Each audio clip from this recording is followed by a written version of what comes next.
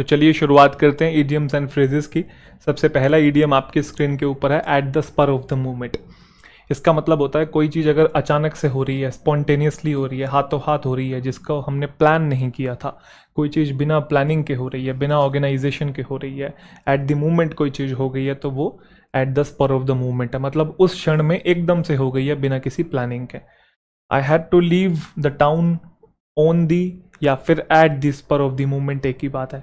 मुझे टाउन को छोड़ के जाना पड़ा, सडनली अचानक से जाना पड़ा, कोई प्लानिंग नहीं थी। इंटरव्यू के अंदर हमको रिप्लाई देना पड़ता है at the spur of the moment में, है ना।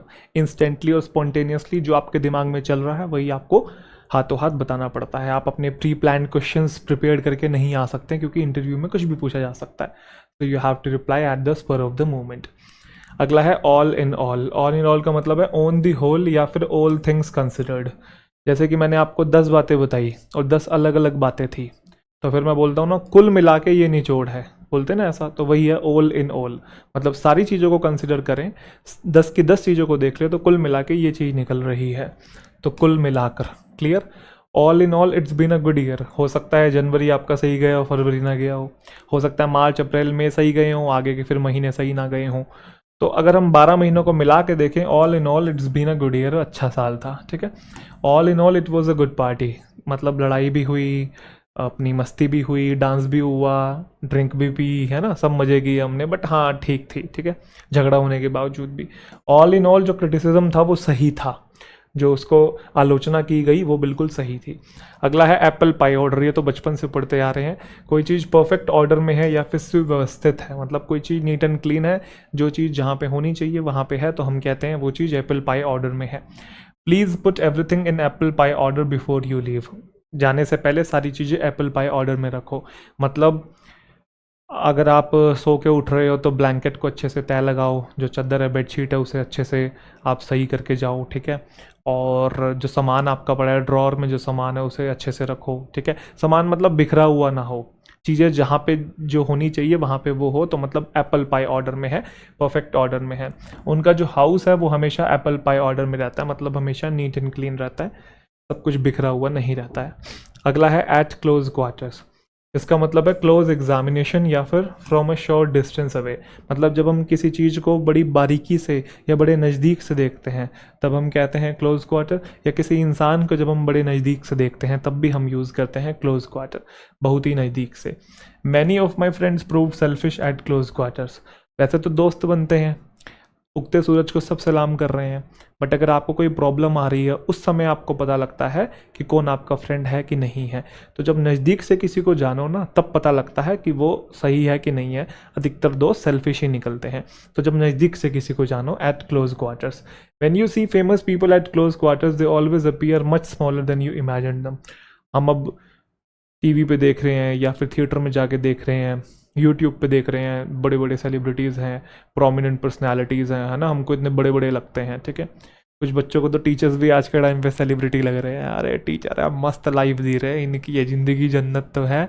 बच्चे अपने आप को ही इन्फीरियरिटी कॉम्प्लेक्स दे रहे हैं टीचर की लाइफ देख देख के भी। बट ऐसा नहीं है भाई, सब नॉर्मली है, आपकी तरह रैंडम ऑर्डिनरी ह्यूमन बीइंग है भाई, ठीक है। वो एक्चुअल में बहुत सारे लोग फॉलो करते हैं, तो अपने आप ही ना, एक व्यूअर के पॉइंट ऑफ व्यू से अगर देखें तो वो अपने आप ही कंसिडर करने लग जाता है, इतने सारे लोग फॉलो करते हैं तो कुछ तो बात होगी, इसके अंदर कुछ तो डिफरेंट होगा, है ना। तो वो व्यूअर अपने माइंड में बना लेता है, कैसी इमेज को कंसीव कर लेता है, बहुत बड़ा इंसान ये तो ऐसा वैसा, जबकि नॉर्मली है ना। यस और नो। तो वही बोल रहा है कि जब आप फेमस पीपल को बड़े नज़दीक से देखते हैं तो वो वैसे ही होते हैं, उतने ही आपको दिखेंगे जितना आपने इमेजिन भी नहीं किया था, उससे भी आपको नॉर्मल से ही दिखेंगे, ठीक है। चले, एक दिन मुझे इससे एक बात ध्यान आ गई। मैं डॉग को ना, वो मतलब मेरे डॉग को कुछ प्रॉब्लम हो गई थी, मुझे याद नहीं आ रहा क्या प्रॉब्लम थी, तो शायद पेट उसका ख़राब हो रहा था, तो मैं डॉक्टर के पास गया था, वेट के पास गया था। तो वहाँ पे एक लड़का मुझे देख रहा, और मैंने ना एक्चुअल में निक्कर और टी शर्ट डाली हुई थी, मतलब ऐसे ही जो कह लो कि मतलब फॉर्मल कपड़े नहीं थे। अब टीचर है तो लोग समझते हैं कि फॉर्मल कपड़े ही पहनेगा हमेशा, है ना, कि वो एक टीचर वाला पर्सोना इमेजिन कर लेते हैं लोग। तो मैंने निक्कर टी शर्ट डाली हुई थी, ऐसे ही कूल टाइप के थोड़े कपड़े डाले हुए थे, आप ये मान लो भाई, ठीक है। तो एक लड़का मेरे पास आया, वहाँ पे कहता है, आप तरुण ग्रोवर के भाई हो? मतलब उसको लगा कि छोटा भाई है, क्योंकि वो इमेजिन ही नहीं कर पाया कि मैं निक्कर टी शर्ट में इस टाइप का घूम रहा हूँ, ठीक है। तो कहता अब तरुण ग्रोवर के भाई हो, उसको लगा पता नहीं क्या ही पहन के घूमता हूँ।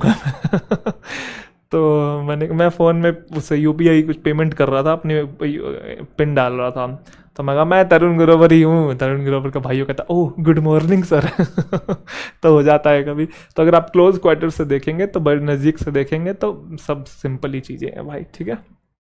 अबव बोर्ड, अबव बोर्ड का मतलब होता है honest and straight forward and legal. कोई इंसान ईमानदार है, ठीक है, वो अबव बोर्ड उसके लिए हम लोग यूज करते हैं। जो है मुंह पे है, अपराइटनेस या रैशनल पॉइंट ऑफ व्यू दिखाए जो। The deal was completely open and above board, मतलब सबके सामने है और ट्रांसपेरेंसी है, कोई भी किसी भी तरीके की कोई चीज़ हिडन नहीं है, कंसील्ड नहीं है। वो जाना जाता है उसके अबव बोर्ड कंडक्ट के लिए, मतलब अपनी ईमानदारी के लिए वो जाना जाता है। As fit as a fiddle, इसका मतलब होता है स्ट्रॉन्ग एंड हेल्दी, ऐसा इंसान जो रोबस्ट हो, जो कि शारीरिक रूप से या मानसिक रूप से ताकतवर हो, स्ट्रांग हो, जिसके अंदर स्ट्रेंथ हो, वो क्या है, as fit as a fiddle, बिल्कुल स्वस्थ इंसान, तंदुरुस्त इंसान। जैसे मेरे नाना 82 साल के हैं, बट वो अभी भी फिट एज फिडल हैं। फिडल बेसिकली वॉयलिन को भी बोलते हैं, वो बड़ा स्ट्रॉन्ग सा होता है ना, यहाँ ऐसे रखते हैं हाथ पे, तो वो डंडी सी होती है, बड़ी स्ट्रॉन्ग होती है उसकी बीच की। तो as fit as fiddle. I feel as fit as fiddle का मतलब है कि मैं स्वस्थ फील कर रहा हूँ, ठीक है, मेरा स्वास्थ्य बहुत अच्छा है।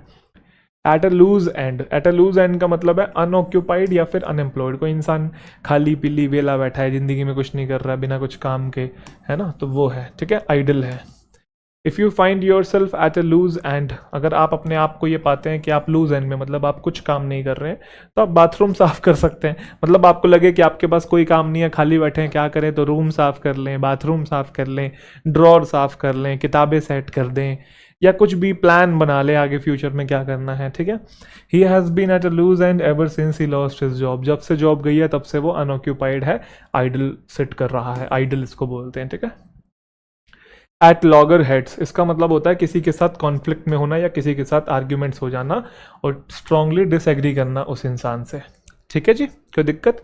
किसी के साथ संघर्ष या असहमत होना, असम्मत लिखा हुआ, शायद ये भी कोई हिंदी होती होगी। केजरीवाल जो है वो लॉगर हेड्स में है with the prime minister over public spending, तो पब्लिक स्पेंडिंग को लेकर वो डिसएग्री कर रहे हैं, उनकी बातों से कॉन्फ्लिक्ट में है, आर्ग्यूमेंट्स हो रहे हैं। अगर हम एक दूसरे से लॉगर हेड्स में है तो मतलब हम एक दूसरे से आर्ग्यूमेंट कर रहे हैं। अगला है एट ऑड्स, इसका मतलब भी वही होता है जो पिछला भी मीनिंग गया, इन ऑपोजिशन टू समवन या फिर टू डिसएग्री विद समबडी, या फिर किसी के साथ डिस्प्यूट हो जाना, अनबन हो जाना। They are at odds over the funding of the project, कि कितना करना चाहिए कितना नहीं करना चाहिए, ये कुछ कह रहे हैं और वो कुछ कह रहे हैं, तो एट ऑड्स हैं। गौतम और उसका जो ब्रदर है are always at odds over what to watch on TV, है ना। बड़ा भाई कह रहा है कि मैं मूवीज़ देखूंगा, मैं रोडीज़ देखूंगा, मैं स्प्लिट्स विला देखूंगा, छोटा कह रहा है नहीं मैं डोरेमोन देखूंगा, मैं छोटा भीम देखूंगा, है, तो एट ऑड्स में है भाई वो। चल रहे हैं वैसे ये रोडी स्प्लिट्स विला अभी भी है, देखते हैं लोग, छोटे होते हम इसको बड़ा देखा करते थे, नहीं खैर, बड़ा मतलब बड़ी कूल सी चीज़ें लगती थी, डांस इंडियन आइडल, रोडी स्प्लिट्स वाला है, एक एपिसोड भी मिस नहीं कर रहे हैं। The members of the group were at odds over the selection procedure, मतलब अब पता लग गया स्क्रिप्टेड है तो अब देखने का मन नहीं करता चीज़ों को, है ना। खैर अब तो टीवी कौन ही देखता, बहुत कम लोग देख रहे हैं, मतलब देखते हैं, मेरे नोन में तो नहीं है भाई, बाकी देखने वाले देख भी रहे हैं जिनके पास नहीं है। जिनके पास नया आया, the members of the group were at odds over the selection procedure, तो मेंबर्स जो हैं वो एट ऑड्स में है, मतलब कुछ कह रहे हैं सिलेक्ट करना चाहिए, कुछ कह रहे हैं कि नहीं करना चाहिए, कुछ कह रहे हैं सिलेक्शन प्रोसीजर में ये होना चाहिए, कुछ कह रहे हैं कुछ और होना चाहिए, तो डिसएग्री कर रहे हैं। ये भी वही होता है एट क्रॉस पर्पसेस, बस इसका मीनिंग थोड़ा सा डिफरेंट है, मैं समझा देता हूँ। जैसे आप और मैं कुछ डिस्कशन कर रहे हैं, मैं कुछ कह रहा हूँ और आप कुछ कह रहे हैं, और हम दोनों को मिसअंडरस्टैंडिंग होगी, होता है ऐसा। फिर बाद में मैं पता लगा अरे मैं तो ये बात कर रहा हूँ और आप वो बात कह रहे हो, बात ही उल्टी कह रहे हैं हम। उल्टी का मतलब कि आप, मैं इस दिशा में चला गया, आप उस दिशा में, जबकि इस दिशा में आना था दोनों को। मतलब हमें मिसअंडरस्टैंडिंग इसलिए हो रही थी कि मैं कुछ और कह रहा था और आप कुछ और समझ रहे थे, समझे कि नहीं, तो क्रॉस पर्पस में बात हो रही थी। विथ अपोजिंग व्यू पॉइंट, विरोधी दृष्टिकोण में बात हो रही है। जैसे I think we have been talking at cross purposes, I mean next year not this year. कह रहा है मुझे लग रहा है कि हम अलग अलग बातें कर रहे हैं, मेरा मतलब है ये वाला साल, ना कि वो वाला साल। शायद हो सकता है वो वाला साल समझ रहा हो और आप नेक्स्ट ईयर की बात कर रहे हो, समझ रहे, तो अलग अलग बातें हो रही थी, तो तब हम बोलते हैं क्रॉस पर्पस में हो रही हैं बातें। We are arguing at cross purposes, we are not even discussing the same thing. वो अपनी धुन में चल रहा है, ये अपनी धुन में चल रहा है, दो अलग अलग चीज़ों पे बातें हो रही है, सेम मुद्दे पे भी डिस्कशन नहीं हो रहा, सेम मुद्दे पे भी कॉन्फ्लिक्ट नहीं हो रहा है, तो वो है क्रॉस पर्पस। आई होप आप सबको समझ में आ गया। देख लीजिएगा sentence, after one's own heart, बड़ा प्यारा ईडियम है ये भी। आफ्टर वंस ऑन हर्ट मतलब आपका जैसा दिल है वैसा ही कोई और हो, मतलब someone who is similar to you, having the same opinions or interest as you। कुछ लोग होते हैं ना जिनसे हम कनेक्ट कर जाते हैं, हमको लगता है वाइब आ रही है इससे, ये मेरे जैसा है बिल्कुल, या फिर इसके इंटरेस्ट मेरे जैसे हैं, ये मेरा जैसा सोचता है, ये मेरे जैसा बोलता है ना, जिससे हम कनेक्ट कर जाते हैं। तो आफ्टर वंस ऑन हर्ट, यहाँ पे आप योर भी लिख सकते हैं, माई भी लिख सकते हैं, हिज, हर, जो मर्जी पॉजेसिव एडजेक्टिव लिख सकते हैं। समान राय या रुचि रखने वाला व्यक्ति जो होता है जिसे हम पसंद करते हैं। She is a woman after my own heart का मतलब है वो मुझे बहुत पसंद है, वो लड़की मेरी जैसी बातें करती है। जब वो अपनी पसंद के लड़के से मिली, she got married to him, ठीक है। मैं बड़ा खुश हो गया by your comments about spirituality, you are clearly a man after my own heart.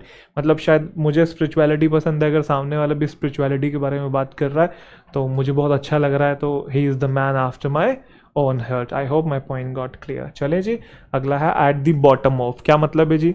इसका मतलब है to be the real reason for something unpleasant, या मेनली रिस्पॉन्सिबल फॉर समथिंग, कुछ अप्रिय का असली कारण होना।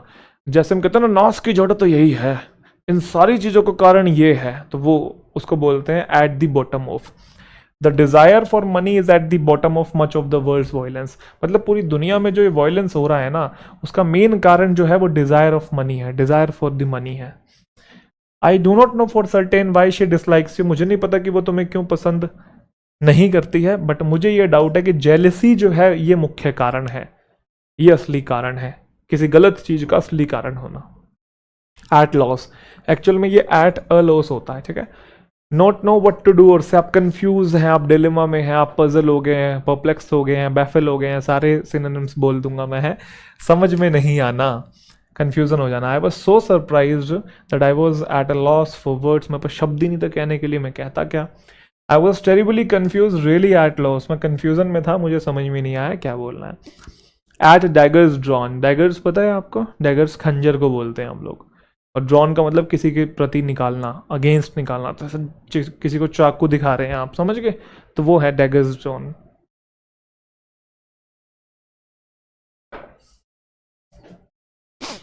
टू हैव बिटर एनिमिटी, या फिर जानी दुश्मन होना। किसी को आप खंजर दिखा रहे हैं, चाकू दिखा रहे हैं, तो कोई दोस्त तो होगा नहीं, आपका दुश्मन होगा। तो किसी के प्रति दिल में कड़वाहट होना, दुश्मनी होना। जो क्वेरल था दो भाइयों के बीच में, वो और ज़्यादा कड़वा होता गया। अब now and they are at daggers drawn, अब वो एक दूसरे के जानी दुश्मन है, ठीक है भाई। एट लार्ज, एट लार्ज का मतलब है कोई चीज़ अनकैप्चर्ड है, जो चीज़ खुले में घूम रही है, या जिसे चैन से बांधा नहीं गया है, मतलब फ्री कोई चीज़ है, ठीक है। फ्री मतलब कोई ऐसा इंसान जो कि नुकसानदायक है, क्रिमिनल है, जो कि खुले में घूम रहा है। कोई सांड है जिसे बांधना चाहिए, वो खुले में घूम रहा है। कोई कुत्ता है जिसको पट्टा डाल के बांध देना चाहिए अगर वो खतरनाक है, वो खुले में घूम रहा है, तो अनकैप्चर्ड है। टू कीप अनचैन, किसी के ऊपर चैन ना लगा के रखना, ठीक है। If someone dangerous is at large, that person is free when they should not be. उसे होना नहीं चाहिए फ्री, बट वो फ्री है। बंधन मुक्त रखना, 12 प्रिजनर्स जो हैं वो एट लार्ज हैं, अभी उनको पकड़ा नहीं गया। Following A series of escape, भाग गए थे जेल से वो, अभी भी वो खुले ही हैं, फरार हैं। People keep their dogs at large at night, है ना, रात में वो उस पर कॉलर डाल के नहीं रखते हैं, है ना, लीश में लगा। कुछ लोग ऐसे करते हैं, कॉलर डाल दिया, लीश लगाई और कहीं पे दरवाजे के साथ बांध दिया, सारा दिन वो बना रहता है। उसको फ्री छोड़ दो घर के अंदर, वैसे फ्री ही छोड़ देना चाहिए, है ना, उनकी एनर्जी भी रिलीज होती जाती है। वैसे ही सारा दिन डॉग्स घर में ही बैठे रहते हैं, बाहर तो बहुत कम लोग लेके जाते हैं। खैर, लेके भी जाते हैं, ऐसी बात नहीं है भाई, लेकिन आजकल टाइम थोड़ा ऐसा आ गया है कि डॉग घर में ही रहता है। डॉग एक बहुत बड़ी रिस्पॉन्सिबिलिटी है भाई, बहुत बड़ी रिस्पॉन्सिबिलिटी। वो हम अभी जो मेरे पास है तो मैं इसलिए बता पा रहा हूँ आपको, है ना। हम क्यूटनेस देख के ओ ली उली उली उली ले आते हैं। मैंने बहुत लोग ऐसे देखे हैं जो अबैंडन कर देते हैं डॉग्स को, जबकि कितना ज़्यादा मतलब इमोशनल, मतलब क्या बोलूँ, ब्रेक डाउन हो जाता है उस मोमेंट के ऊपर। मैं तो कभी ज़िंदगी में नहीं कर पाऊँ भाई ये काम, तो जिम्मेदारी है भाई, बहुत बड़ी जिम्मेदारी होती है। बच्चे से भी ज़्यादा जिम्मेदारी है, क्योंकि वो तो बेजुबान है, बच्चा तो फिर भी रो के बता देगा, बोल के बता देगा ये दिक्कत है या कुछ दिक्कत है, कि परेशानी दिख जाती है। डॉग्स की कैसे दिखेगी भाई, है ना। और डॉग्स नहीं, सभी एनिमल्स की मैं बात करूँ भाई, किसी को भी अगर आप डोमेस्टिकेट कर रहे हो तो एक बड़ी रिस्पॉन्सिबिलिटी होती है। खैर चलिए, एज्यूमेयर्स। एज्यूमेयर्स का मतलब होता है टू प्रिटेंड सुपीरियोरिटी, दिखाना ये मैं हूँ, ये मेरी का है और ये पाही हो रही है। काफ़ी पहले चला था ना ये मीम, श्रेष्ठता का दिखावा करना, ये हमारी पारी पारी हो रही है, ठीक है। ये मैं वहाँ जा रहा था, वहाँ ये हो रहा था, यानी साउथ बॉम्बे, साउथ दिल्ली, वो इस टाइप का थोड़ा सा। हालांकि मेरे को एक्सेंट आ नहीं रहा है क्योंकि मैं कभी रहा नहीं हूँ वहाँ पे। चलो, pay no attention to her, she is just putting on airs. ध्यान मत दो उसके ऊपर, बस दिखावा कर रही है, शो ऑफ कर रही है। The rich are in the habit of assuming airs in the presence of in their poor relatives. अमीर लोग दिखाते हैं ना गरीबों के सामने, अपने गरीब रिश्तेदारों के सामने, अरे हम है, बाकी पानी कम है, पैसन की बोरी धरी हमारे पास, ठीक है। आर्गस आइड, आर्गस आइड का मतलब एक्सट्रीमली ऑब्जर्वेंट इंसान है, चौकन्ना है बिल्कुल, एक एक चीज को बिल्कुल बारीकी से परख रहा है, ऑब्जर्व कर रहा है। विजिलेंट है, कीन साइटेड है, बल्कि पैनी नजर है उसकी, अत्यंत चौकस और सतर्क इंसान है, वो आर्गस आइड है। पॉलिटिशियंस कुछ होते हैं, उनको आप आर्गस आइड बोल सकते हैं। Bear the brunt of, very very important idiom, to bear the main shock of something, मतलब किसी चीज के नेगेटिव कॉन्सिक्वेंसेस को बर्दाश्त करना, वो है बियर द ब्रंट ऑफ। जैसे जो गरीब हैं उनको बर्दाश्त करने पड़ता है जो बढ़ते हुए प्राइसेस है, महंगाई आ रही है, इन्फ्लेशन हो रहा है, तो मेन जो जूझ रहा है इससे वो कौन है, गरीब है भाई। ऑर्डिनरी सिटीजन्स जो है उनको बर्दाश्त करने पड़ते हैं हायर टैक्सेस, उनको आघात, उनको ये जो नेगेटिव चीज़ें हो रही हैं, जो जो रैमिफिकेशंस हो रहे हैं, उनको वो बर्दाश्त करने पड़ रहे हैं। Bear the main shock of something, ठीक है। बेल द कैट, अब कैट के गले में घंटी है और चूहे कह रहे हैं अब कौन बजा के आएगा, तो मतलब ये रिस्की काम है क्योंकि बिल्ली खा भी सकती है। To agree to perform a risky और डेंजरस और इम्पॉसिबल जॉब और टास्क, कोई इम्पॉसिबल या डेंजरस टास्क को करने के लिए अग्री हो जाना, खतरनाक या असंभव काम करने के लिए सहमत होना। Who is going to bell the cat and tell mom we wreck the car, अब कार तोड़ दी है, खराब कर दी है, अब घर वाले मारेंगे, मम्मी कूटेगी, पापा मारेंगे, या तो कौन जाके बताएगा। बेल द कैट कौन करेगा, बेल द कैट का मतलब कैट के गले में जो बेल है वो कौन बजाएगा।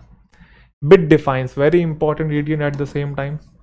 डिफाइंस, बिट डिफाइंस, क्या होता है जो बिट डिफाइंस, डिफाई का मतलब होता है अनओबे करना, है ना, रूल्स को फॉलो ना करना, ये वही है।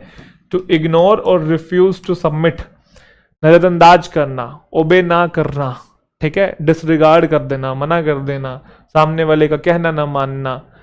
Partha bade defiance to his father's wish, अपने पापा की विश को इग्नोर कर दिया। क्या विश थी, वो चाहते थे भाई लड़का हमारा डॉक्टर बने, बल्कि वो बन क्या गया, इंजीनियर बन गया, है ना। और हम सही कहते हैं, जिंदगी चुनो बीटेक नहीं, ठीक है। चलिए जी, बेट डिफाइंस का मतलब इग्नोर करना।